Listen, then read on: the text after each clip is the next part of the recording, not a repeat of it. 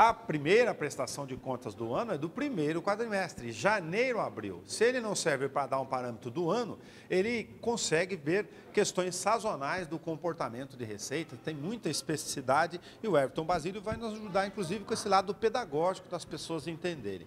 Toda virada de ano, os contribuintes, consumidores do dia a dia entram em janeiro e falam, lá vem o IPVA. Aí chega em abril, a gente vai ver na próxima audiência pública, opa, lá tem o IPTU para obrigações. Essas questões servem para a gente poder acompanhar o caixa. Do ponto de vista global, Everton, nós temos alguns pontos. Se pegar só o dado nominal, que a gente chama o dado frio, 65 milhões, quase isso, de superávit, que a gente chama arrecadação maior do que o período anterior. Não deixa de ser um bom resultado. O que isso mostra para você?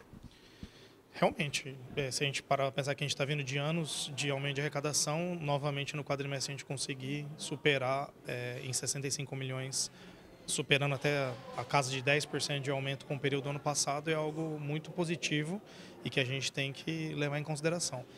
Porém, a gente observa também, Nelson, que nos últimos anos o próprio pagamento do IPTU à vista tem sempre vindo com um acréscimo. Quem tem uma disponibilidade acaba aproveitando esse aumento. Então, essa receita que vinha de forma parcelada durante o exercício, acaba entrando agora em abril, fazendo esse aumento. O IPVA é a mesma situação, cada vez mais também a pessoa, às vezes, que tem uma condição, acaba fazendo o pagamento à vista ali, aproveitando o desconto, também fazendo com que o incremento dessa receita venha de forma imediata agora no primeiro quadrimestre, tanto no pagamento à vista do IPTU quanto do IPVA, e cabe a gente ali fazer o gerenciamento desse recurso para fazer o provisionamento dos pagamentos durante o exercício. A gente teve um ponto importante diferencial nesse primeiro quadrimestre de 2024, que foi o programa de refinanciamento extraordinário feito pelo Estado, que proporcionou esse aumento no ICMS.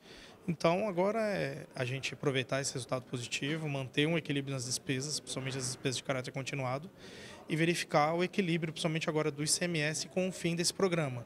Se a gente vai conseguir manter um equilíbrio, lógico que deve ter várias empresas que fizeram parcelamentos, isso aí também vai ajudar na arrecadação durante o exercício de 2024, mas principalmente agora, quem com a finalização em 30 de abril desse programa, como que vai vir a consequência desse recebimento do ICMS, assim como do próprio IPTU e do IPVA, para a gente ter uma noção de quantos foram que fizeram o pagamento à vista e o quanto a gente vai ter de forma...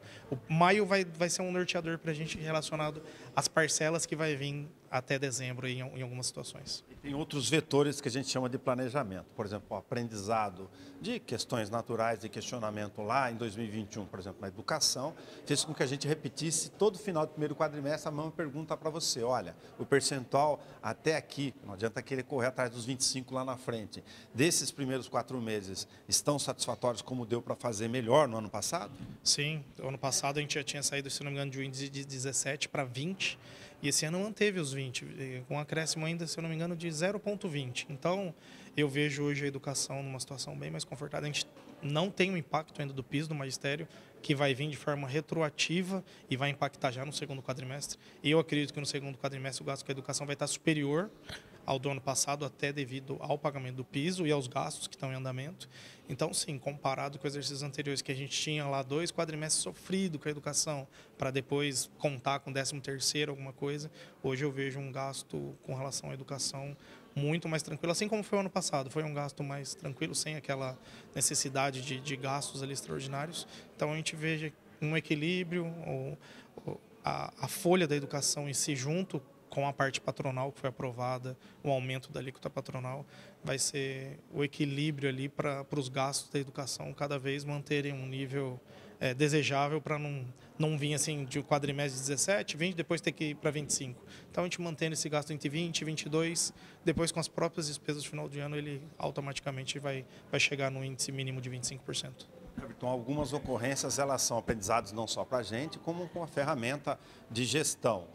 Você tem, por exemplo, no período de superávites, um valor de aplicações financeiras que ajuda a sustentar o que a gente chama aqui de gordura a mais no caixa. Agora você chega numa fase, fechamento de mandato, que você tem uma série de compromissos de despesas que estão sendo liquidados agora. Felizmente tem asfalto, recap, e se tiver recurso tem que fazer mesmo. Você tem sempre repetido conosco aqui, olha, superávit é para usar em obras ou questões do dia a dia do que despesas permanentes, senão você fica com a conta depois. com esse fator e a queda de rendimentos, porque você usa a tua gordura, você tem que rever lá para frente. Exato. Ano passado, se a gente parar para pensar, essas aplicações superaram o valor de 60 milhões de arrecadação do município. E esse ano, já com a queda da Selic e a diminuição de fluxo financeiro, a gente já teve, comparado com o mesmo período do ano anterior, uma queda na rentabilidade, ali, na arrecadação dessas aplicações. Então, é algo importante, bem apontado. Foi o que o ano passado salvou o equilíbrio das contas de receita e despesa, 60 milhões, valor muito considerável, o que se pode fazer com esse recurso disponível. E é isso, né? Como você falou, verificar, a gente sabe que tem muita coisa em andamento e não focar principalmente as despesas de caráter continuado.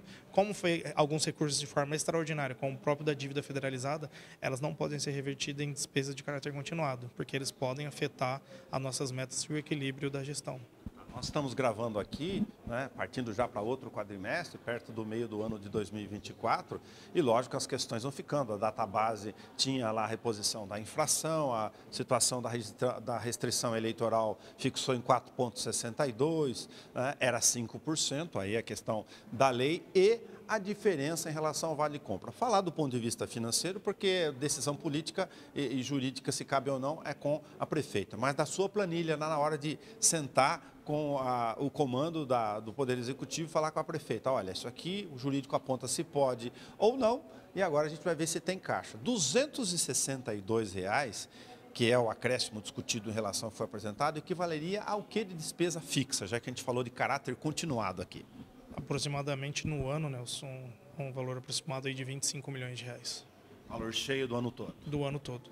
Algo que não estava previsto, né, no orçamento. É algo que tem que ser realocado. Se efetivamente esse valor for confirmado, é um jogo de remanejamento de situações. Algo vai ter que deixar de ser feito para honrar com essa despesa nova. Né? É um recurso, é uma despesa de caráter continuado, é algo que, se for aprovado, vai ter uma continuidade, é algo que a gente não deveria utilizar recursos provenientes, por exemplo, como da dívida federalizada, igual eu falei, para manter uma despesa assim, porque o fato da dívida federalizada foi algo pontual, não é uma receita de caráter continuado. E se a gente parar a pensar de forma bem técnica, a partir do momento que você tem algo significativo de caráter continuado, ou você tem que ter um aumento de receita proporcional, né? Ou seria uma elevação de algum tributo, ou a criação de algum tributo, ou, na proporcionalidade, manter o equilíbrio, cortando alguma despesa também de caráter continuado ou algum investimento ali possível, sendo que investimento aí a gente afeta outras situações, que é de pelo menos 5%, de 15% a 5% você tem que, das suas despesas correntes, das suas receitas correntes, gastar com investimento. E a gente verifica que todos os municípios, inclusive o Bauru, tem essa dificuldade. Então, é algo que a gente tem que fazer o favor, fazer o dever de casa de manter e fazendo um incremento desse um valor tão significativo, 25 milhões por ano. Estou falando só da prefeitura, eu acho que é algo que afeta todos os órgãos, Endurb, DAI, a própria FUNPREV. É algo significativo que deve vir acompanhado, com certeza, de um projeto de lei retirando de N pastas para poder ser adequado. Falando nessas readequações, algumas medidas que valem para vários municípios, mais de 80 deles aderiram. Eu me refiro à questão do Tribunal de Justiça, o Tribunal de Contas, acabou de assinar com 81 prefeituras paulistas, já passou de 100 nesse momento aqui na gravação. É medida do Conselho Nacional de Justiça, aí tem dois viés, né? Um jurídico, administrativo e tributário, que é, olha, custa mais caro, eventualmente, você executar e ir para o judiciário de pequenos valores. Porém, você tem aí que ter um sistema de cadastro, de aperfeiçoamento do sistema de cobrança para que você também não perca receita no meio do caminho. Tem risco de receita, de renúncia de receita no meio da situação. A gente consegue vislumbrar, com a alteração do sistema que vocês fizeram recentemente na prefeitura, e mais a melhoria do cadastro fiscal, que a gente possa ir para um outro patamar, ou seja, chegar mais rápido no cartório, cada vez vai precisar mais disso. A gente está nesse caminho, né? Ainda não estamos no mundo ideal, mas eu vejo uma evolução. A gente sabe das dificuldades do setor público, mas acho que a informatização hoje ela é fundamental. A gente está nesse caminho, a gente está entrando nisso. E, inclusive, agora, até tentando novas ferramentas. A atualização automática, contato direto com o cartório para essas atualizações na hora da transmissão. Tem alguns casos específicos, às vezes é espólio ou uma outra coisa, mas a gente consegue matar um grande quantidade de atualizações com essa comunicação com o cartório. Então, está tendo essa integração entre cartórios e o nosso sistema tributário. Isso aí vai ajudar muito. A gente vai ficar com um legado. A gente tem, normalmente, N atualizações já represadas. Então, a gente está trabalhando nessas atualizações. Mas, a partir do momento que a gente conseguir fazer isso de forma automatizada, a gente só vai ter que tratar o legado. Aí, tratar o legado é começo, meio e fim. É um trabalho que acho que vai facilitar para a gente. Igual você falou, cobrar o certo, porque a cobrança administrativa agora, com a finalização das execuções, vai ser fundamental. E o protesto também, que cada vez mais, agora até a obrigatoriedade de protesto para fins de execução, ele está dando bastante resultado, mas também tem que ter o cadastro atualizado, como você falou. E o trabalho, hoje o foco nosso lá na Secretaria é trabalhar na melhora desse cadastro tributário.